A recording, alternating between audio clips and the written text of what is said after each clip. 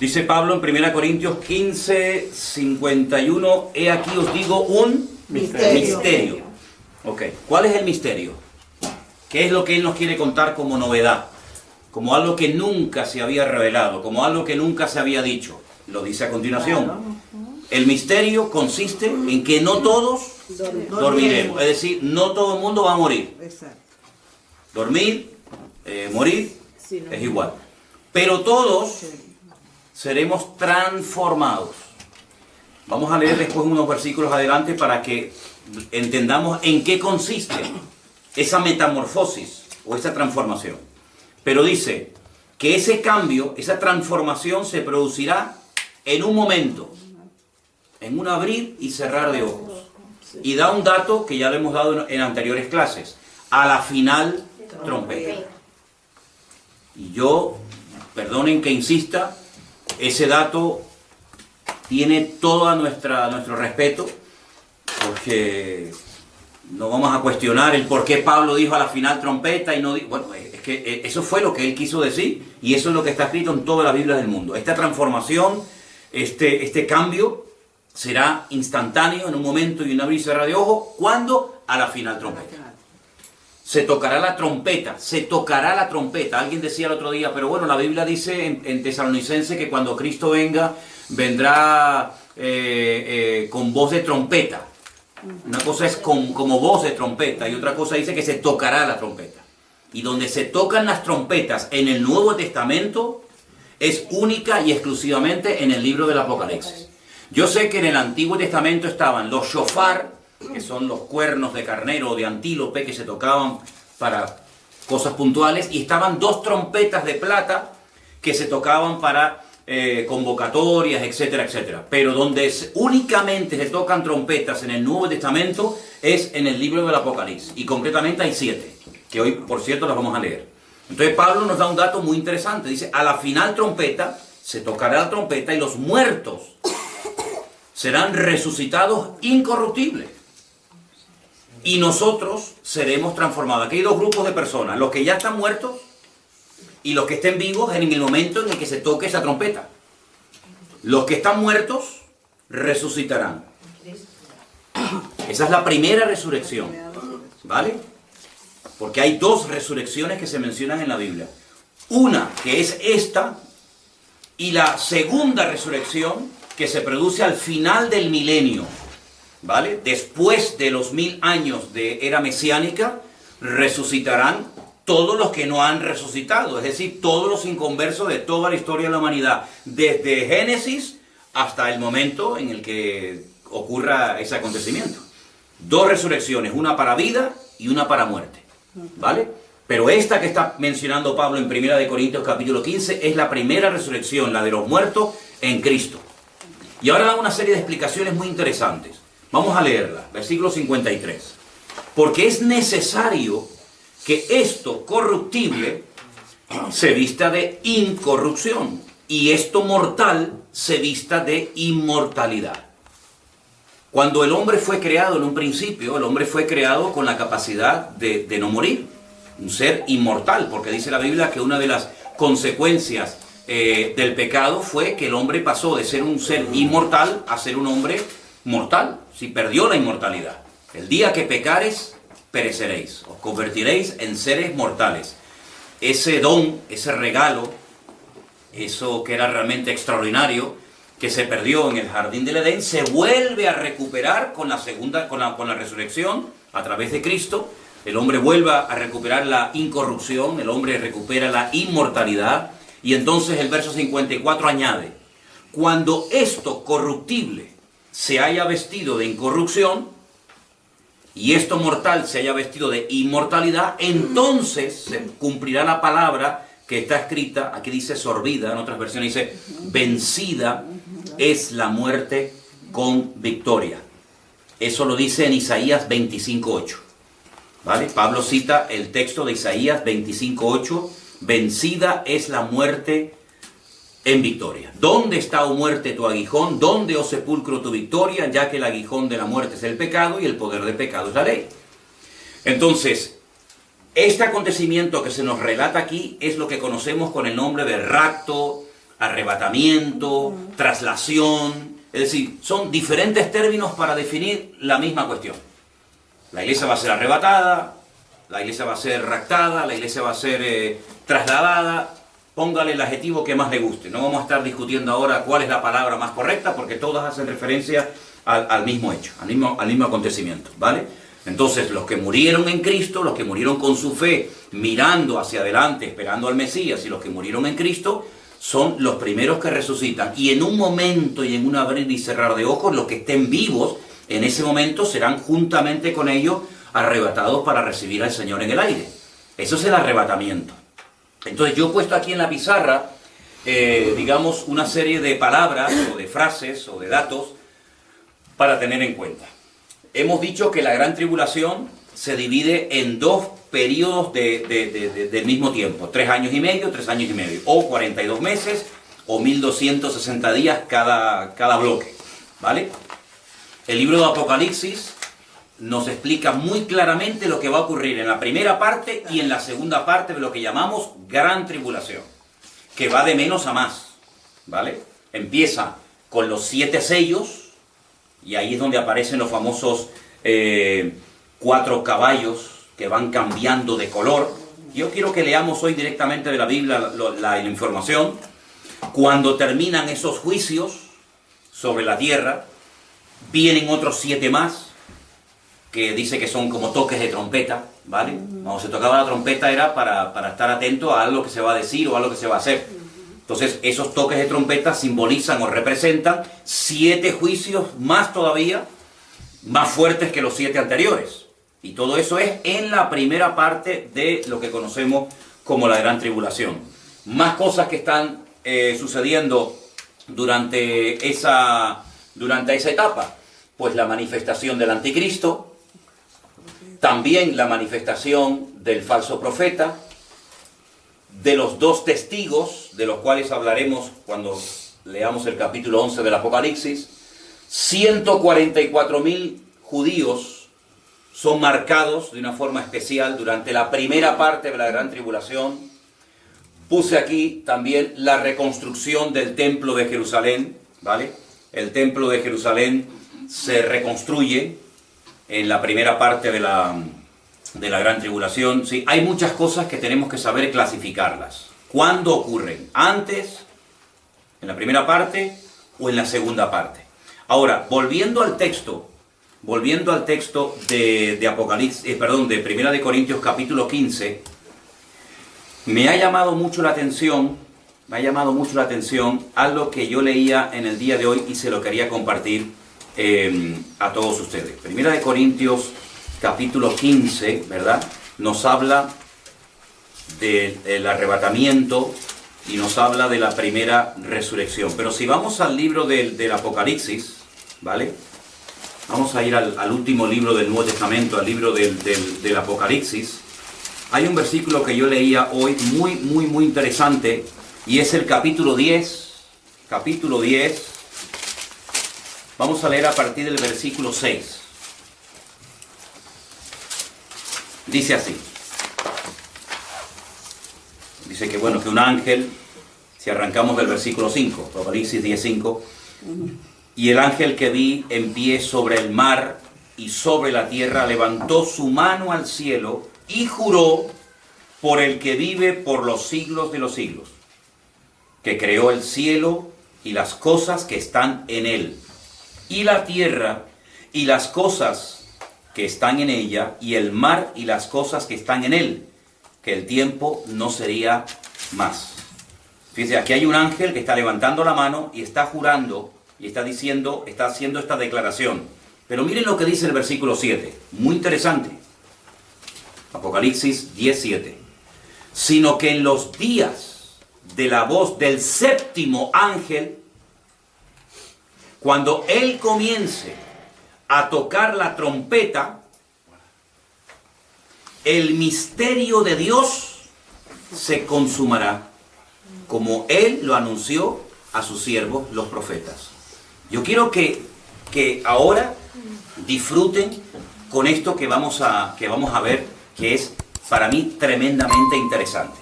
Empezamos la clase de hoy leyendo 1 Corintios capítulo 15, donde Pablo dice, os voy a decir un misterio.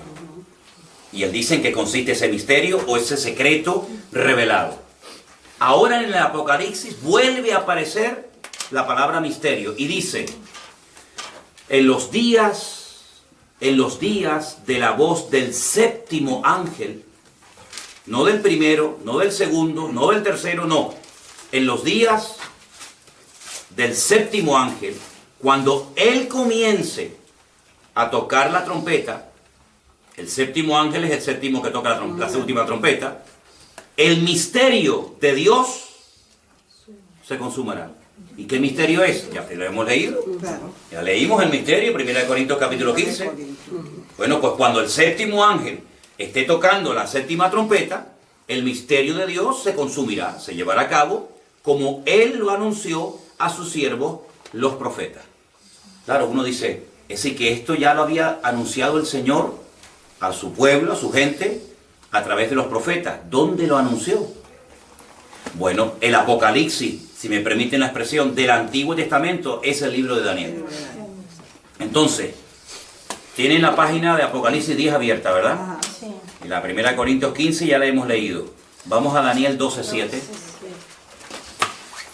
Y esto es tremendo lo que dice aquí, porque miren, si ustedes doblan así un poquito, digamos, la página, entre Daniel capítulo 12 y Daniel capítulo 10, Apocalipsis capítulo 10, repito, Daniel 12 y Apocalipsis 10, Apocalipsis 10 dice que ese ángel juró por el que vive por los siglos de los siglos. Daniel 12:7 dice, 12:7, y oía al varón vestido de lino que estaba sobre las aguas del río, el cual alzó su diestra y su siniestra al cielo y juró por el que vive por los siglos. Es lo mismo. Lo que pasa es que en una ocasión te lo cuenta Daniel y ahora te lo está contando Juan en el Apocalipsis, pero es el mismo ángel. Claro, evidentemente Juan había leído las profecías del profeta Daniel, no cabe la menor duda. Y dice que ese ángel que levanta sus manos jura por el que vive por los siglos de los siglos, que será por tiempo, tiempos y la mitad de un tiempo. Una expresión que ya para nosotros no es nueva. Es una expresión que nos dice 3 años y medio. Es lo mismo. Pasa que, claro, Juan habla con unos términos, Daniel habla con otros términos, pero estamos hablando de lo mismo. Y entonces dice, y cuando se acabe la dispersión del poder del pueblo santo, todas estas cosas serán cumplidas. El Señor le está hablando a Daniel. Daniel es judío, que pertenece al pueblo de Israel, que en ese momento era el único pueblo santo. Santo significa apartado. No nos compliquemos la vida con, ay, santo. Santo significa apartado. Cuando tú apartas una cosa para un uso concreto, lo estás santificando. Pasa que hoy en día no hablamos en esos términos.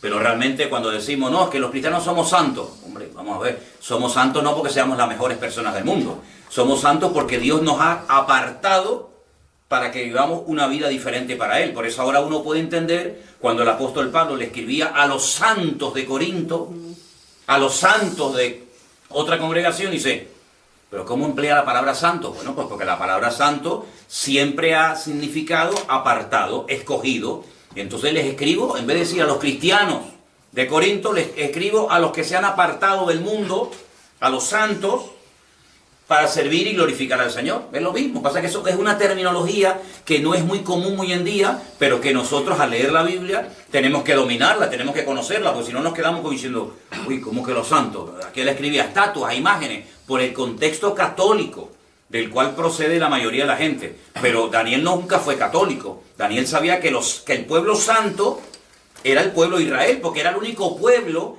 que había sido apartado, comprado, escogido por el Señor para cumplir una serie de objetivos a nivel mundial. ¿Vale? Entonces le dice el Señor que cuando se acabe la dispersión del poder del pueblo santo, todas estas cosas serán cumplidas. Ahora, ¿qué es lo que ocurre? Yo les voy a recomendar a todos ustedes, se lo pueden descargar gratuitamente de internet, lo que muchos de nosotros utilizamos, que es una auténtica joya, y es la Biblia paralela. Adolfo la conoce perfectamente porque seguramente la ha utilizado en muchas ocasiones, y quiero recomendarles la Biblia paralela. Es una Biblia en la que la puedes descargar en muchas versiones, y incluso cuando estás leyendo un texto, puedes leerlo en diferentes versiones. Puedes incluso ir al texto original y puedes pinchar sobre la palabra específica y te lo explica en español qué significa esa palabra. Esa palabra en otros versículos de la Biblia aparece con esta connotación o con esta aplicación o significado. Es una joya. Créame realmente que es una joya, lo que se llama la Biblia paralela. Entonces, en la versión Reina Valera, que es la que yo estoy utilizando en esta noche y he leído, dice que todo esto se va a cumplir cuando se acabe la dispersión del poder del pueblo santo. Nos quedamos como así diciendo, ¿y esto qué significa?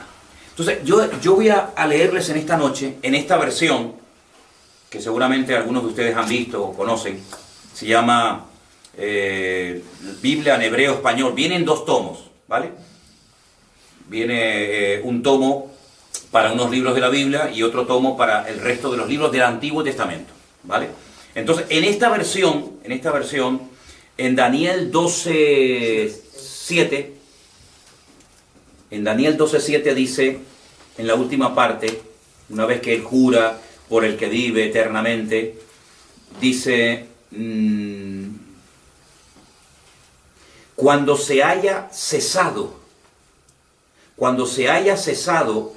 de quebrantar el poder del pueblo santo, todas estas cosas serán consumadas.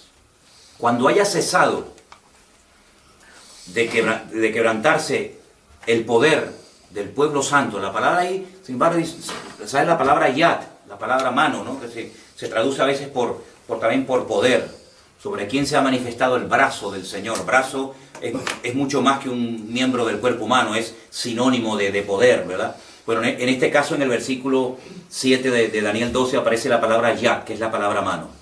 Si cuando se haya dejado de quebrantar al pueblo santo, el pueblo santo, volvemos al tiempo de Daniel, claro, era el pueblo de Israel. Cuando se haya dejado de quebrantar el pueblo santo, todas estas cosas se cumplirán.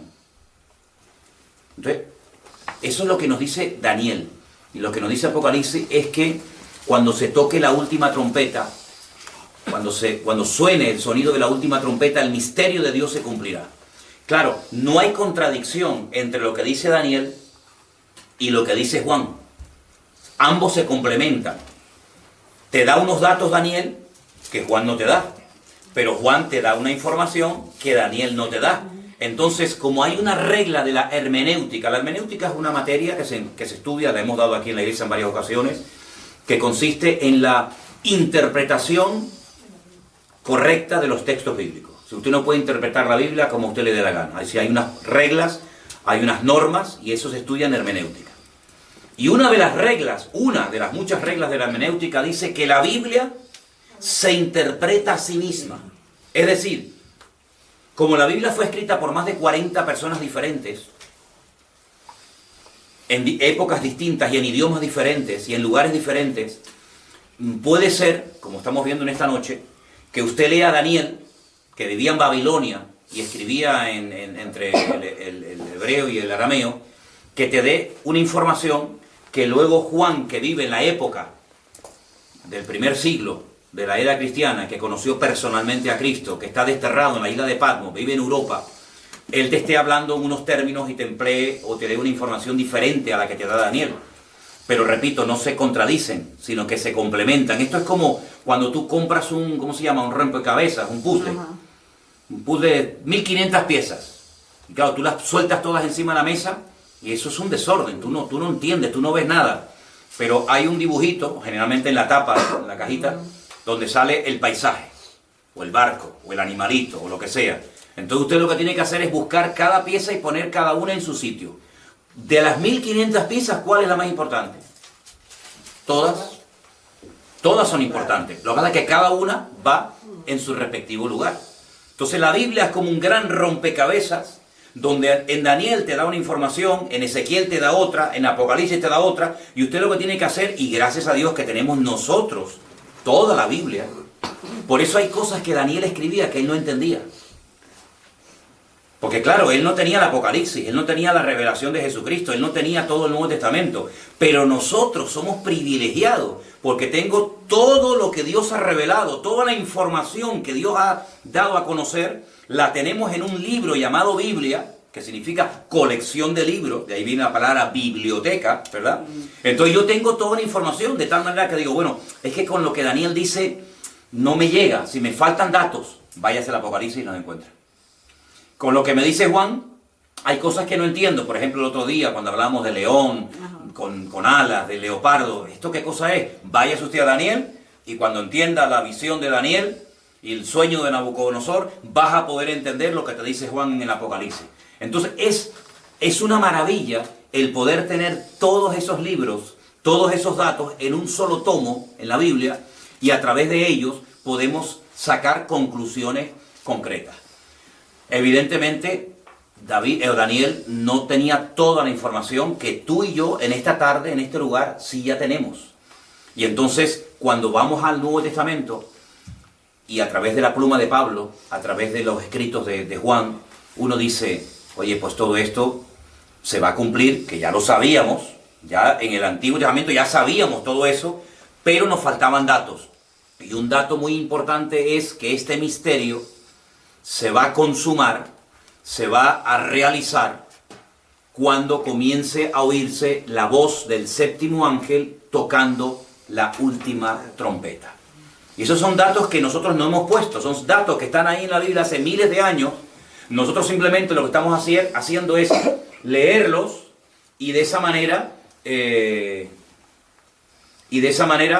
podemos sacar conclusiones muy interesantes acerca de los últimos tiempos. Permítame, tengo que poner la batería a cargar, porque esto no dura eternamente y para siempre. Es como nosotros los cristianos, que tenemos que renovar de vez en cuando las pilas, ¿no? Tenemos que cargarnos las pilas en el Señor, pues tenemos que renovar las pilas. Que tengo que estar con la cámara, con el móvil, con el teléfono y con todo. Pero gracias a Dios estamos bien. Entonces, ¿queda claro? Muy bien. Como la gran tribulación empiezan con los 7 sellos, vayamos al Apocalipsis a ver qué nos dice la Biblia literalmente de los 7 sellos. Alguien dijo, bueno, ¿y esto del rollo con los 7 sellos, esto qué cosa es? Alguien comparó ese rollo, esos 7 sellos, con el título de propiedad. Cuando alguien tiene algo, tiene papeles. Tú puedes demostrar que esa casa es tuya por las escrituras. Tú puedes demostrar que ese coche es tuyo por los papeles que tienes. Alguien comparó este rollo, este pergamino con 7 sellos, con el título de propiedad del Señor. Pero vamos a Apocalipsis 6, donde vamos a encontrar los datos concretos y específicos de cada uno de estos sellos. A mí me gustaría leer un versículo y uno cualquiera de ustedes lee el siguiente y así vamos leyendo el pasaje, ¿vale? Empiezo. Apocalipsis 6:1. Vi cuando el Cordero abrió uno de los sellos y oí a uno de los 4 seres vivientes decir, como con voz de trueno, ven y mira. Y miré, y he aquí un caballo blanco, y el que lo montaba tenía un arco, y le fue dada una corona, y salió venciendo y para vencer. Veamos los detalles. Caballo blanco, que va montado por alguien, que lleva un arco sin flecha, le fue dada una corona era el premio, era el galardón, era el reconocimiento, ¿verdad? Y salió venciendo y para vencer. Vale. Entonces, podríamos decir que así es como arranca la manifestación y el reconocimiento público de este personaje siniestro al cual conocemos vulgarmente con el nombre del antimesías o anticristo. ¿Vale? Un caballo blanco, en este caso, representa, pues bueno, cómo es la puesta en escena de este personaje político que va a ser reconocido por muchísima gente y que tendrá poder, tendrá autoridad, tendrá una sede de gobierno, tendrá sus tropas, tendrá sus ministros, etcétera, etcétera, y es la forma como empieza a manifestarse este personaje siniestro del anticristo en la primera parte de la gran tribulación. Cuando se abrió el segundo sello, porque hay más, oí al segundo ser viviente que me decía, ven y mira. Y salió otro caballo, bermejo, y al que le montaba le fue dado poder de quitar de la tierra la paz, y que se matasen unos a otros. Eso no pasa con el primer caballo. Cuando se presenta el anticristo, aquí no hay guerra. Por eso, claro, cuando la gente me dice, no, es que claro, la iglesia cómo va a estar en la gran tribulación. Bueno, usted imagínese que mañana a nivel mundial se presenta un personaje que lo reconocen. Claro que nosotros lo vamos a reconocer por los muchos datos que nos da la Biblia, que es el anticristo, pero es un político, es un hombre, como he dicho, de carne y hueso, con papá, con mamá, con pasaporte, con cédula de identidad. Entonces se presenta y en principio no hay nada malo. Es simplemente un líder político que se da a conocer y que lo reconocen muchas naciones y muchos pueblos. Bueno, ¿y qué problema hay en eso? Y ya empezó la gran tribulación y no nos hemos dado ni cuenta. Pero a continuación dice la Biblia que se le da poder para quitar de la tierra la paz. Bueno, ¿y cuántas veces la paz ha sido quitada de la tierra estando los creyentes viviendo en el planeta Tierra? Miren los hermanos nuestros cómo tuvieron que vivir en la Primera Guerra Mundial. Aquí en Europa murieron millones de gente. Y cuando terminó la Primera Guerra Mundial fue algo tan terrible que algunos expertos dijeron, nunca más el mundo se volverá a enfrentar peleando nación contra nación, porque ha sido tan terrible la Primera Guerra Mundial que espero que hayamos aprendido la lección. Se equivocaron. La Segunda Guerra Mundial fue aún peor que la primera. Más de casi 70 millones de muertos. Nación contra nación, no tenías a dónde ir. Todo un continente conquistado por los nazis, por Hitler. Y los cristianos vivían allí. Las iglesias estaban allí. Los pastores estaban en España, en Alemania, en Suiza, en Bélgica, en Holanda, en Italia, en Portugal. En todos esos países había cristianos. Se predicaba el evangelio durante la Segunda Guerra Mundial. Y no había paz. Por lo tanto, si llega un momento en el que se quita la paz, esto para los cristianos no es nada nuevo, porque durante muchos siglos los cristianos vivieron perseguidos. Por lo tanto, si no, es que la iglesia no puede pasar por nada de eso, pero si es que la iglesia ya ha pasado por periodos de la Primera Guerra Mundial, la Segunda Guerra Mundial, etcétera, etcétera.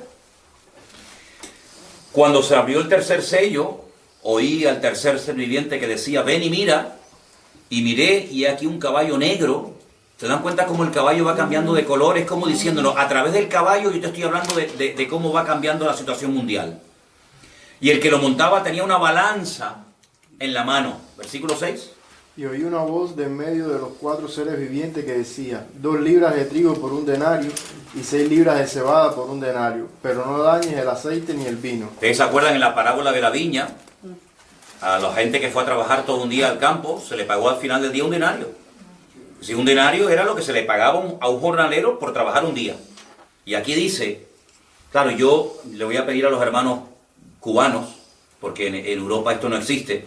Bueno, quiero decir en España, ¿no? 2 libras. ¿Cuántos son 2 libras? 1 kilo. 2 libras, 1 kilo. Sí. Ok, ¿ves? Casi, no exacto. Acabo de aprender algo. Más o menos. Porque en España no usamos un sistema métrico decimal y en fin, otras medidas. 2 libras son 1 kilo, casi 1 kilo. Bueno, 1 kilo de pan por 1 denario. Y el denario acabamos de decir que era el jornal de un día. Está muy caro esto, ¿no? Está caro. Trabajar usted todo un día. Cuidado, que no estamos en los tiempos actuales, donde hay derechos, vacaciones, turno partido. No. Estamos viendo en los tiempos bíblicos que se trabajaba desde que salía el sol hasta que se ocultaba el sol. Póngale 10, 12 horas. 12 horas diarias lo que trabajaba la gente en los tiempos de la Biblia. Para que al final del día nada más pueda comprar 1 kilo de pan. Esto es un disparate. No, pero es que hay más. 6 libras, bueno, si 2 kilos, perdón, si 2 libras son 1 kilo, 6 serían 3. Ok. 3 libras de cebada. 6 libras. Perdón, 6 libras. 3 kilos. 3 kilos de cebada por 1 denario. ¿Qué le parece? Es carísimo, ¿no? ¿Qué se puede hacer con cebada? Ustedes, hermanas, ayúdenme. ¿Qué se puede hacer con cebada? Cocinarla y tomársela, más nada. Porque esto es lo que Sí, tampoco se puede hacer gran cosa con cebada, ¿no? Todo un día trabajando para comprar una barra de pan, 1 kilo de pan y un poco de cebada. Pero no dañe el aceite ni el vino. Es curioso, ¿no? ni los olivos, ni las viñas, lo cual era en aquellos tiempos un artículo de lujo. El aceite se consideraba, el aceite de oliva, se consideraba y se sigue considerando en muchos lugares el oro líquido. Con el aceite se ungía muchas cosas en la Biblia. Con el aceite la gente se lo echaba en la cara, en el rostro, era una especie de ungüento. El vino era un artículo de lujo, ¿verdad? No podía faltar el vino en una mesa, estamos hablando de la cultura mediterránea. Es decir, había artículos de lujo, pero sin embargo, los artículos elementales y básicos estaban carísimos. ¿Qué cosa, no? Cuando vivimos un tiempo en Argentina, veíamos unas casas espectaculares y coches nuevos y televisiones y lujos, pero sin embargo, después dentro había miseria y pobreza y la gente no tenía ni para comer, ¿no? Las paradojas de la vida, ¿no? ¿De qué sirven los lujos si a la hora de la verdad no tienes para comer? ¿De qué sirve un coche último modelo en la puerta de tu casa, una casa preciosa, si después no tienes ni para la arepa, ¿no? Ni para las caraotas del día, ¿no? Es terrible, ¿no? Pero muchas veces ha pasado eso en países en crisis, que lo que habían comprado, el patrimonio que tenían, ahí estaba, pero que a la hora de la verdad con eso no se sacia el hambre, ¿vale? Cuando abrió el cuarto sello, oí la voz del cuarto ser viviente que me decía, ven y mira. Versículo 8. Miré y vi un caballo amarillo. El que lo montaba tenía por nombre Muerte, y el Hades lo seguía, y le fue dada potestad sobre la cuarta parte de la tierra, para matar con espada, con hambre, con mortandad y con las fieras de la tierra. ¿Sabes? En el libro del Apocalipsis a la muerte se le compara, o muchas veces se le ve como un ángel, el ángel de la muerte. Dice que el que montaba ese caballo amarillo era el ángel de la muerte, y el Hades es el mismo lugar que se nombra en la Biblia también, pero con otro nombre, porque Hades está en griego y Seol está en hebreo, pero es el mismo lugar, es el lugar de los muertos. Entonces dice que el Hades le seguía y le fue dada potestad sobre la cuarta parte de la tierra para matar con espada, con hambre, con mortandad y con las fieras de la tierra. Es decir, desde que se abrió el primer sello y apareció el caballo blanco, ahora las cosas han cambiado de una forma tremenda. Pero no se olviden que todo eso ocurre en la primera parte de la gran tribulación. Es decir, en 3 años y medio las cosas cambian radicalmente. Y uno dice, pero ¿cómo puede cambiar tan rápido las cosas? Bueno, y en menos tiempo todavía. Mira, la historia del mundo cambió en 1 hora. Cuando cayeron las Torres Gemelas, a partir de ese momento, a partir de esa hora en la que ocurrió esa tragedia, el mundo cambió. Los aviones, los viajes, la seguridad, etcétera, etcétera, todo cambió en poquísimo tiempo. El diablo no necesita demasiado tiempo para conseguir sus objetivos. Cuando abrió el quinto sello, vi bajo el altar las almas de los que habían sido muertos por causa de la palabra de Dios y por el testimonio que tenían. Es decir, en el quinto sello se ve las almas de los que habían sido muertos por causa de la palabra de Dios y por el testimonio que tenían. ¿Dónde? En la primera parte de la gran tribulación. Pero si no estaban, dicen algunos, ya se fueron arrebatados antes. Entonces, ¿cómo los mataron? Es curioso, ¿no? Es interesante ver estos datos que nos da la Biblia. Clamaban a gran voz, ¿hasta cuándo, Señor santo y verdadero, no juzgas y vengas nuestra sangre en los que moran en la tierra? Se les dieron vestiduras blancas, se les dio que descansasen todavía un poco de tiempo hasta que se completara el número de sus consiervos y de sus hermanos, que también habían de ser muertos como ellos. Claro, alguien puede decir, bueno, pero estas almas de los decapitados fueron los que mataron antes y por eso están ya en la presencia del Señor. No, pero espera, aquí dice, se les dieron vestiduras blancas, se les dijo que descansasen todavía un poco de tiempo hasta que se cumpliera el número de sus consiervos y sus hermanos, que también habían de ser muertos como ellos. Es decir, gente que no estaba muerta, gente que estaba viva, pero que iban a ser muertos durante esta primera etapa de la gran tribulación. Entonces, ¿qué quedamos? ¿Qué quedamos? ¿Te das cuenta como muchas veces la gente repite las cosas como el loro, pero no sacan de la Biblia la información? No, es que yo una vez oí a un pastor que dijo, es que en mi iglesia se enseñaba así, pero una pregunta, ¿usted lo ha leído? Porque aquí yo estoy viendo cosas que como que se contradicen con algunas cosas que nos han enseñado en el pasado. Aquí dice que van a estar matando a gente por causa de la palabra de Dios, y por causa del testimonio, van a estar muriendo durante la primera parte de la gran tribulación. ¿Qué le parece? Entonces, todas estas señales y todos estos juicios, repito, y quiero que lo que quedemos bien claro, es durante los primeros 3 años y medio. Miré cuando se abrió el 6º sello y aquí hubo un gran terremoto. Oye, una cosa curiosa de la Biblia es que el futuro te lo cuenta en tiempo pasado. Hubo un gran terremoto. Pero si todavía esto todavía esto no se ha producido. Pero es que ya en el Señor, el futuro ya te lo cuenta como algo que ya pasó, porque Él lo sabe todo, mi hermano. Él es presente, pasado y futuro al mismo tiempo. Hubo un gran, no dice habrá, hubo un gran terremoto y el sol se puso negro como tela de silicio, la luna se volvió como de sangre, y las estrellas de los cielos cayeron sobre la tierra, como la higuera deja caer sus higos cuando es sacudida por un fuerte viento. El cielo se desvaneció como un pergamino que se enrolla, y todo monte y toda isla se removió de su lugar. Los reyes de la tierra y los grandes, los ricos, los capitanes, los poderosos, y todo siervo y todo libre se escondieron en las cuevas y entre las peñas de los montes, y decían a los montes y a las peñas: caed sobre nosotros y escondednos del rostro de aquel que está sentado sobre el trono y de la ira del Cordero. Ahí tienen un versículo que pueden utilizarlo como referencia a la ira del Cordero, porque dijimos en otras clases que en el Apocalipsis se mencionan 3 tipos de ira diferentes. Una es la ira del Cordero, otra es la ira de las naciones y otra es la ira del dragón. Son 3 cosas diferentes. Lo digo porque hay gente que utiliza el versículo de hermano, la Biblia dice que Dios no nos ha puesto para ira, sino para alcanzar salvación. Y es el texto que utilizan para decir que la iglesia o los cristianos no van a estar por lo menos en la primera parte de la gran tribulación. Entonces es cuando lo decimos, pero ¿a qué ira hace usted referencia? Y ahí los desarma, porque dice, ¿cómo que a qué ira? Es que hay 3. ¿A qué ira estamos? ¿De qué ira estamos hablando? ¿De la ira del Cordero, del Señor? Y ya estamos libres. El Señor no está enfadado con nosotros.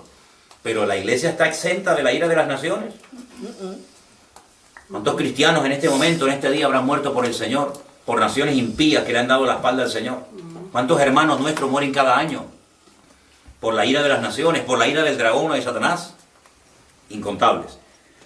Ahora, entre el 6º sello y el 7º, hay algo en medio. Y es que se menciona que hay 144,000 personas de origen judío que van a ser marcadas, selladas en sus frentes. ¿Saben que hay una secta que se llama la famosa secta de los testigos de Jehová? Que ellos dicen, los famosos 144,000 sellados o escogidos, que dicen que son testigos de Jehová. Sí. Pero hay algo ahí, ellos hablan de eso, pero ellos te tiran el dato, más dice la palabra que son hombres y mujeres que no han tenido, o sea, se han guardado para... Se han guardado, y encima... Uno le dice eso a ellos le queda... Sí, no, y encima son 144,000 judíos. No es que uno es de Colombia, otro de México, otro de España, otro, no. Son 144,000 judíos, y además judíos de todas las tribus, de las 12 tribus de Israel. Para más INRI, ¿no? Para que quede bien claro que no son de cualquier nacionalidad, no son de cualquier raza o etnia, sino son judíos, y 12,000 de cada una de las tribus, y aquí se mencionan la tribu de Judá, de Rubén, de Gad, de Aser, Manasés, Neftalí, Simeón, Leví, Isaacar, Zabulón y Benjamín, las 12 tribus, 12,000 de cada uno de ellos. Dice en el versículo 3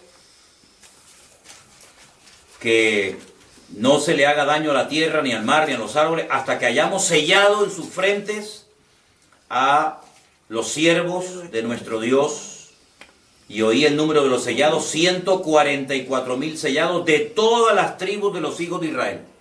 El Señor sabe dónde están esas tribus, y el Señor en su momento hará que aparezcan, porque ustedes saben que las tribus del norte desaparecieron, las famosas tribus perdidas, cuando fueron atacadas por el imperio asirio, y quedaron las tribus del sur, que como 100 y pico de años más tarde también fueron atacadas por Nabucodonosor. Se llevaron a muchos a Babilonia, y esas 2 tribus después volvieron a su tierra de 70 años después, cuando reconstruyen el templo de Jerusalén, pero de las 10 tribus del norte como que se diluyeron. Algunos dicen que se asimilaron entre las naciones y se perdieron. Pues no se perdieron, porque la Biblia dice que aquí vuelven a aparecer y esta gente toma una parte activa, 144.000 personas durante ese tiempo. Ahora fíjense qué tremenda influencia, qué tremendo impacto producen estos 144.000, saltando un poquito el pasaje. En el versículo 9 dice: después de esto miré ya que una gran multitud, la cual nadie podía contar, y ahora dice, de todas las naciones, tribus, pueblos y lenguas, que estaban delante del trono y en la presencia del Cordero, vestidos con ropas blancas y con palmas en sus manos. Y más adelante, cuando se le pregunta en el versículo 13, ¿estos quiénes son? ¿Y de dónde han salido o de dónde han venido? Y Juan dice: Señor, tú lo sabes, porque evidentemente Juan no sabía. La respuesta es: estos son los que han salido de la gran tribulación, versículo 14. Y han lavado sus ropas y las han emblanquecido en la sangre del Cordero. Es decir, son gente que se ha convertido durante la primera parte de la gran tribulación, ¿verdad? Y son los que han salido de esa etapa terrible. Y entonces, cuando vamos al capítulo 8, vemos que ahí es cuando se produce el séptimo sello. Y uno dice: bueno, ya por fin llegamos al final. No. Este es el preludio. Queda todavía más todavía. Quedan todavía 14 juicios más. 7 de ellos representados en las 7 trompetas, que son a continuación, y 7 que son los peores y los más terribles, que son las famosas copas de la ira. Entonces son 7 sellos, 7 trompetas y 7 copas. Fíjense, por ejemplo, qué interesante cuando la primera trompeta suena, versículo 7, dice que hubo granizo y fuego. ¿El granizo qué es? Es agua congelada. Agua congelada. Es interesante que la palabra hebrea para cielos, Hashamayim, es la unión de la palabra fuego y agua. ¿Sabía eso, verdad? Cuando dice en el libro del Génesis, Bereshit bara Elohim et Hashamayim, de la palabra cielos, repito, es la unión de la palabra Esh, que es fuego en hebreo, y Mayim, que es agua en hebreo. Entonces los cielos están compuestos por fuego y por agua. Algo que parece imposible, porque el fuego lo apaga el agua. Y es curioso que del cielo cae granizo, que es agua, y cae también fuego, mezclado con sangre. Son lanzados a la tierra, y la tercera parte de los árboles se quemó.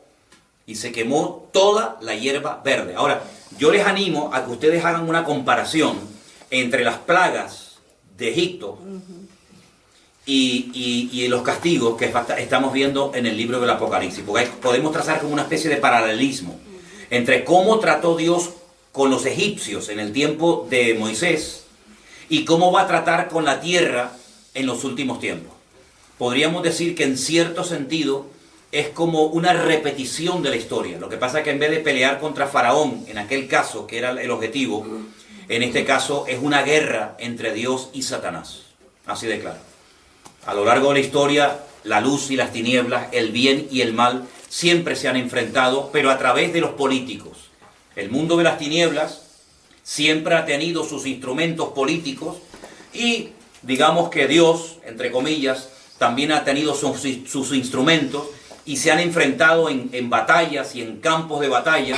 Cuando peleaba David contra los filisteos, bueno, era una lucha natural, una lucha física, pero realmente estaba peleando la luz contra las tinieblas. Claro. En este caso Israel representaba al pueblo de Dios, ¿verdad?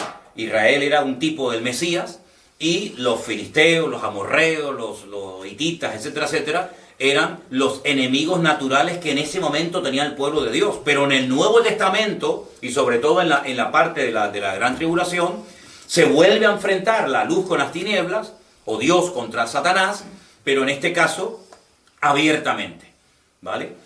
Satanás utilizando al anticristo, y el Señor utilizando las oraciones de su pueblo, utilizando a su iglesia, utilizando a sus escogidos, porque realmente es una confrontación, una lucha abierta entre el bien y el mal. El único enemigo del Antiguo Testamento que se enfrentó contra el trono de Dios fueron los amalecitas. Dice que Amalek osó pelear contra el trono de Dios, porque Amalek representa un espíritu, es el espíritu del anticristo, es el espíritu que se ve en el libro de Esther, que intenta exterminar a todo el pueblo de Israel. Gracias al Señor se celebra la fiesta de Purim, se celebra la gran victoria sobre los enemigos, sobre los amalecitas.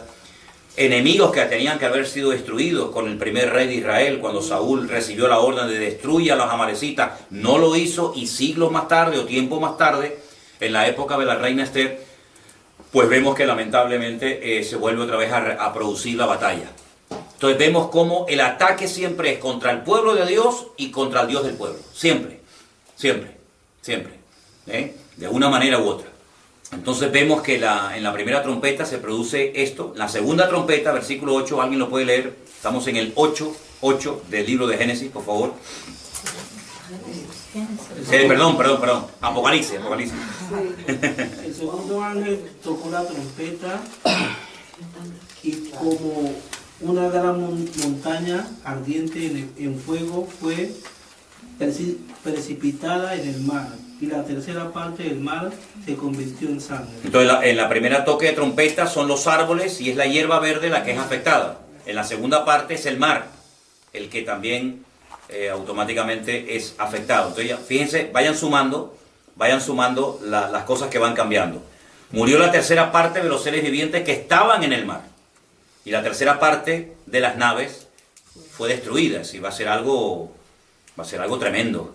Hace poco hemos visto en televisión imágenes de miles y de miles de peces flotando en las orillas de las playas por todas estas cosas que han ocurrido últimamente en España. Entonces estamos viendo la punta del iceberg, estamos viendo cómo es posible que con un cataclismo, con una catástrofe de esta magnitud, puedan morir millones de peces. Hace unos días hemos visto miles, pues bueno, todo como va de menos a más, pues no nos sorprende. El tercer ángel tocó la trompeta y cayó del cielo una gran estrella. Algunos pueden decir que es como un meteorito ardiendo, como una antorcha, que cayó sobre la tercera parte de los ríos y sobre las fuentes de las aguas. Pasamos de la hierba verde, los árboles, pasamos del mar, ahora los ríos. El nombre de la estrella es ajenjo, que es como amargura. La tercera parte de las aguas se convirtió en ajenjo, amargas. Muchos hombres murieron a causa de esas aguas porque se hicieron amargas. Fíjense que una de las primeras plagas, la primera plaga que el Señor mandó a Egipto fue la contaminación de las aguas. Se convirtieron en sangre, por lo tanto, esas aguas no se podían beber. Y otra vez las aguas vuelven a ser afectadas en este toque de trompeta.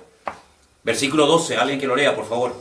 El cuarto ángel tocó la trompeta y fue herida la tercera parte del sol, y la tercera parte de la luna, y la tercera parte de las estrellas, para que se oscureciese la tercera parte de ellos, y no diese luz en la tercera parte del día y asimismo de la noche. Ahí hay astros que son afectados. Ahí tenemos el sol, la luna, las estrellas. Interesante, ¿no? Esa expresión sol, luna y estrellas la vais a ver muchas veces, no solamente aquí. Cuando vayamos al capítulo 12 y estudiemos, analicemos quién es la mujer que está con dolores de parto a punto de parir, y Satanás tratando de devorar al niño que lleva en su vientre, dice que estaba con el sol, la luna y las estrellas, se vuelve a mencionar. Uno de los sueños que tuvo José en el Antiguo Testamento también habla de que soñó con el sol, la luna y las estrellas. Son expresiones muy repetitivas. Miré y oí un ángel volar por el medio del cielo diciendo a gran voz: ¡ay, ay, ay de los que moran en la tierra a causa de los otros toques de trompeta que están para sonar, los tres ángeles! Capítulo 9, versículo 1. El quinto ángel tocó la trompeta y vi una estrella que cayó del cielo a la tierra. Otra más. Y se le dio la llave del pozo del abismo. Se abrió el pozo del abismo y subió humo del pozo como humo de un gran horno. Se oscureció el sol y el aire por el humo del pozo. Versículo 3, por favor. Y el humo salieron langostas sobre la tierra, y se le dio poder, como tienen poder los escorpiones de la tierra. Se le mandó que no dañasen a la hierba de la tierra, ni a cosa verde alguna, ni a árbol, sino solamente a los hombres que no tuviesen, el sello de Dios en sus frentes. ¿Y quiénes son los hombres que tienen el sello de Dios en sus frentes? Los 144.000. Pero los demás que no tenían el sello, la marca, la identificación de Dios en su cuerpo, en su vida, a esos se les atormentaría. ¿Qué les parece? Hay diferencia, ¿no? Siempre Dios ha hecho diferencia entre los justos y los injustos. En Egipto lo hizo, en el diluvio lo hizo, en la destrucción de Sodoma y Gomorra lo hizo. Siempre ha habido una gran diferencia entre sus hijos, entre su pueblo y los que no son su pueblo. Dios siempre ha protegido, Dios siempre ha cuidado, Dios siempre ha marcado una diferencia entre los que le pertenecen y los que no le pertenecen. Dice, pueden dañar a los hombres que no tienen el sello de Dios en sus frentes. A eso lo que quieran, pero los que tienen la marca de Dios en sus frentes, por eso no se preocupen. ¿Qué te parece? Ahora, es interesante notar que al final del capítulo 9, dice, los otros hombres que no fueron muertos con estas plagas, ni aún así se arrepintieron de las obras de sus manos. Si ya ha habido 14 juicios terribles, catástrofes, el mar afectado, la fuente de las aguas, miles, millones de personas han muerto, pero dice que ni aún así se arrepintieron de las obras de sus manos, ni dejaron de adorar a los demonios. Ustedes saben que en la Biblia la idolatría es comparada a adorar a demonios. Eso lo dice la Biblia. Ni dejaron de adorar a los demonios, ni a las imágenes de oro, de plata, de bronce, de piedra y de madera, las cuales no pueden ver, ni oír, ni andar. Y no se arrepintieron de sus homicidios, ni de sus hechicerías, ni de su fornicación, ni de sus hurtos. Oye, es increíble cómo la dureza del corazón del hombre, ni siendo castigado con estos juicios terribles de parte de Dios, dice que ni aún así muchos se arrepintieron de sus obras. Es tremendo, ¿no? Es tremendo ver cómo cuando una persona se niega a creer y a humillarse, no hay forma. Miren el faraón. Si alguien vio milagros, si alguien vio cosas tremendas que nadie había visto, fue el faraón. El río Nilo convertido en sangre. ¿Saben lo que es eso?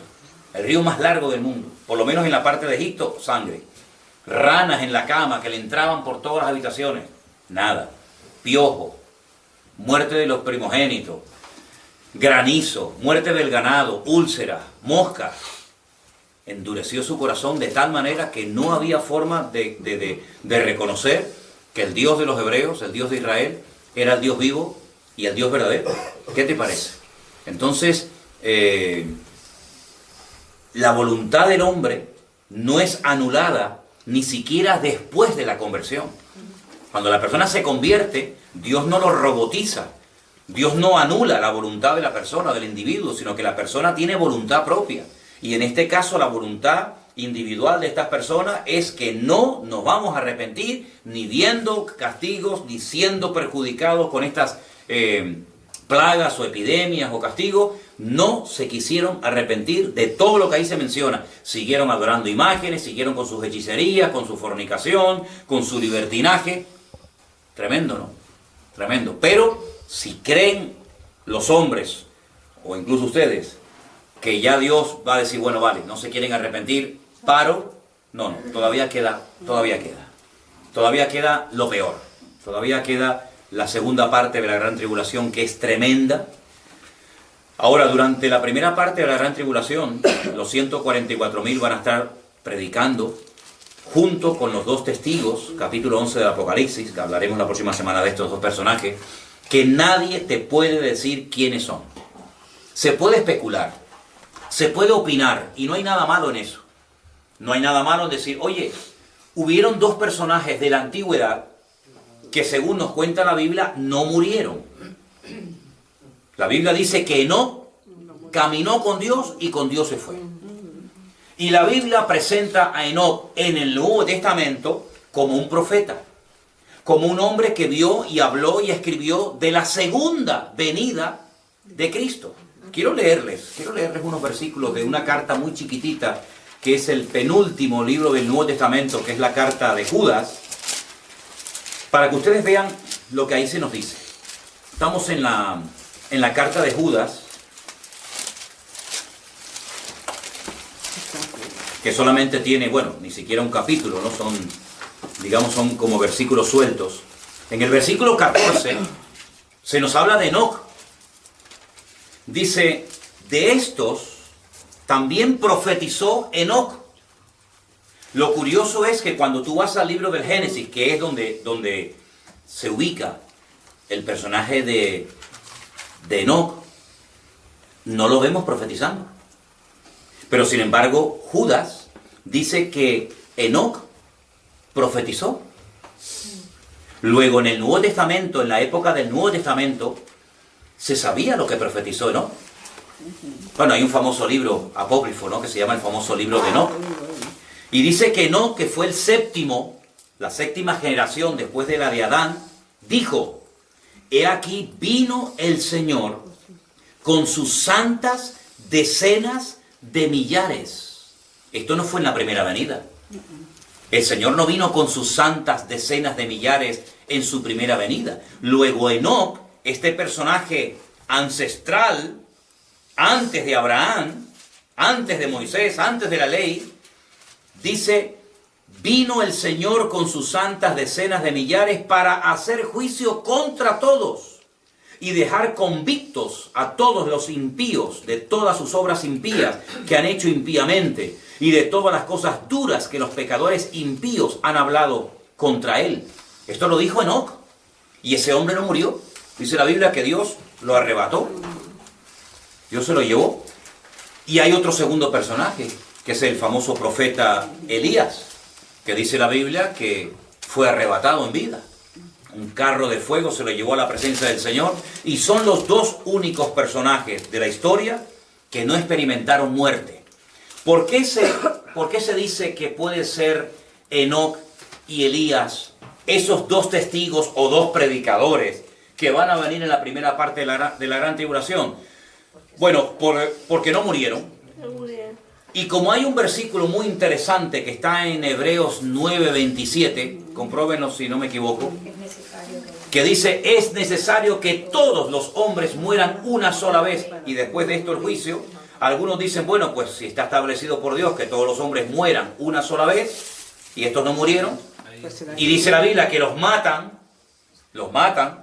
a los dos predicadores o a los dos testigos, los dos olivos, como se le llama en el libro de Zacarías, los matan, pues entonces no van a morir dos veces. No van a morir dos veces. Como no han muerto, los matan en la gran tribulación. A los 3 días el Señor los resucita, nos lleva a su presencia. Entonces, algunos dicen, puede ser Enoc, puede ser Elías. Hay gente que lo ha dicho, pero yo no me atrevo a decir que son Enoc y Elías, porque la Biblia no lo dice. Dije hace unos días que hay un libro que escribió un pastor español que él dice los nombres de los dos testigos. Claro, tendrá una iluminación que no tuvo ni Juan en el Apocalipsis, ¿no? Otros dicen que puede ser Moisés y Elías. Moisés como representante de la ley y Elías como representante de los profetas, porque además en el monte Tabor, en el monte de la transfiguración, se presentaron estos dos personajes, Moisés y Elías, y los dos estuvieron hablando con Cristo, y después dice que desaparecieron y se quedó solo Jesús, se quedó solo el Señor allí. Pero bueno, yo veo en el libro del Génesis que Moisés murió. Y si quieren podemos leer también en la carta de Judas, en el versículo 9. Pero cuando el arcángel Miguel contendía con el diablo, disputando con él por el cuerpo de Moisés, no se atrevió a proferir juicio de maldición contra él, sino que dijo: el Señor te reprenda. Dice que Satanás se quería llevar el cuerpo de Moisés, pero el cuerpo muerto, no el cuerpo vivo. Luego Moisés murió. Entonces va a venir en la gran tribulación y lo van a matar a Moisés. ¿Ustedes creen sinceramente que Moisés va a venir en la primera parte de la gran tribulación y a este hombre, este santo varón de Dios, lo van a matar para después resucitarlo otra vez? Sinceramente, en mi opinión personal, es que no. Yo no creo que el Señor tenga preparado a Moisés para que venga en la gran tribulación y lo maten. Entonces, bueno, los dos únicos que nos quedan posibles candidatos sería Enoc y sería Elías, pero no tenemos ninguna autoridad bíblica, ningún respaldo bíblico para afirmar tal cosa. Por lo tanto, el Señor sabe quiénes son. Ni tú ni yo, ni nadie en el planeta Tierra sabe de quiénes se tratan estas personas. Lo que sí nos dice Apocalipsis capítulo 11, y el próximo día lo leeremos con todo detenimiento, es a lo que vienen, lo que hacen, cómo mueren, cómo son resucitados, pero eso lo dejamos para la próxima semana. Lo que sí quiero que tengamos bien claro son las cosas que van a ocurrir en la primera parte de la gran tribulación. Cosas que en un momento determinado no son cosas tan terribles como, por ejemplo, cuando algunos cristianos me han preguntado, pero hermano, y entonces cuando nos vayan a marcar con la marca de la bestia, porque los que se dejen marcar después no se pueden convertir. Pero ¿dónde dice la Biblia? ¿Dónde dice la Biblia que en la primera parte, en los primeros 3 años y medio de la gran tribulación, marca el anticristo a la gente? ¿Dónde dice eso? No lo dice. Eso no lo dice. Por lo tanto, no hay que tener ningún temor de que vamos a ser marcados con el chip, con la marca del 666 de la bestia, que si nos dejamos marcar, claro, para poder comprar y vender hay que dejarse marcar, porque si no, ¿cómo hago? Pero es que eso no pasa en la primera parte de la gran tribulación. Por lo tanto, yo le digo a los que están con esa preocupación, relájense, despreocúpense. No se preocupen por eso, eso no va a afectar la primera parte de la gran tribulación. Si vamos a estar en la primera parte de la gran tribulación, si vamos a estar en esa primera parte, que yo creo que sí, ahí no pasa nada de la marca de la bestia. Usted podrá comprar y vender siempre y cuando tenga dinero, ¿no? Si no tiene dinero, pues le va a pasar lo mismo que hoy en día. Algunos ya están pasando una tribulación hoy en día, aunque no haya empezado, porque dicen, es que no puedo comprar, entonces ya está en la tribulación, hermano, ¿eh? Por lo tanto, lo que sí quiero que ustedes se den cuenta es que lo que va a ocurrir en la primera parte de la gran tribulación, y puse al final, pero no por ser menos importante, la reconstrucción del templo de Jerusalén. Algunos dicen, bueno, pero eso es simbólico. Cuando alguien ve algo muy imposible, recurre a la palabra eso es simbólico. ¿Saben que antes de la restauración nacional del pueblo de Israel en 1948, hasta algunos judíos llegaron a plantearse que la reconstrucción nacional, el retorno de Israel a su país, no era algo que se tenía que tomar como algo literal, sino como algo simbólico? Incluso muchos judíos multimillonarios pensaron en ir a África y comprar grandes extensiones de terreno para crear el Estado de Israel en África y reconstruir el templo de Jerusalén en África, porque veían imposible que Israel pudiera volver a Israel, a su país. Imposible. En un día se proclamaron país, en un solo día. Y la pregunta del profeta era, ¿en un día se levantará una nación? Como diciendo, pues sí, eso no se puede. Una nación, mira los catalanes. No se me enfaden los catalanes que me están viendo. Los catalanes declararon la República Catalana y de República Catalana de momento nanay. Un país no se levanta en un día, ni en una semana, no, eso es... Miren los kurdos. Miren los kurdos, los siglos que llevan reclamando un país. Y los kurdos, los pobrecitos, están ahí entre Siria, entre los turcos. Y no hay manera. ¿Y cuántas etnias, cuántos pueblos están reclamando un territorio para declararlo país? Nada. El único país de la historia de la humanidad que se levantó en un día fue el Estado de Israel. Mayo de 1948. Pasaron levantándose por la mañana y no existía Israel, y a las 4 de la tarde ya existía el Estado de Israel. ¿Qué te parece? Eso es un milagro histórico, eso no ha pasado nunca, ni pasará jamás. Y ahí están, y desde Israel nos está viendo nuestros hermanos. Eso es una realidad, están allí en Israel. Hay un país con su bandera, con su escudo, con su himno, con sus soldados, con su gente. Ya más de 9 millones de judíos están viviendo en el Estado de Israel, y los millones que van a venir, los millones que van a ir a Israel en los próximos meses, en los próximos años, va a ser algo tremendo, ¿verdad? Entonces, de simbólico nada. Lo que pasa es que cuando la gente ve algo imposible de cumplimiento, dice, no, eso es algo simbólico. Le pregunté una vez a un rabino en Jerusalén acerca de la reconstrucción del tercer templo, y ¿saben lo que me dijo? Me dijo, hace 70 años atrás no existía este país, y ya estamos aquí, y era imposible que eso se diera, imposible. Hoy en día algunos ven imposible que si la mezquita de Omar, la mezquita de Al-Aqsa, que Jordania protege las planadas de las mezquitas, ¿Qué va a pasar con los árabes si a los judíos se les ocurre subir al monte Moriah y reconstruir el templo? Se ve como algo imposible. ¿Y era más fácil reconstruir el templo de Jerusalén? Miren, no me voy del tema, pero fíjense qué interesante cuando Jesús está en Capernaum, en una casa, predicando, y de repente le descuelgan a un paralítico que no puede caminar, que lo descuelgan entre 4 amigos. Lo primero que hace es: hijo, tus pecados te son perdonados. La gente se quedó asombrada diciendo: ¿pero quién puede perdonar pecados sino solo Dios? Y a continuación añade el Señor y dice: pues para que veáis que el Hijo del Hombre tiene poder para perdonar pecados, le dijo al paralítico: levántate, toma tu lecho y anda. Pero la pregunta que hace el Señor es la siguiente: ¿qué es más fácil? Fíjense que no dice qué es más difícil.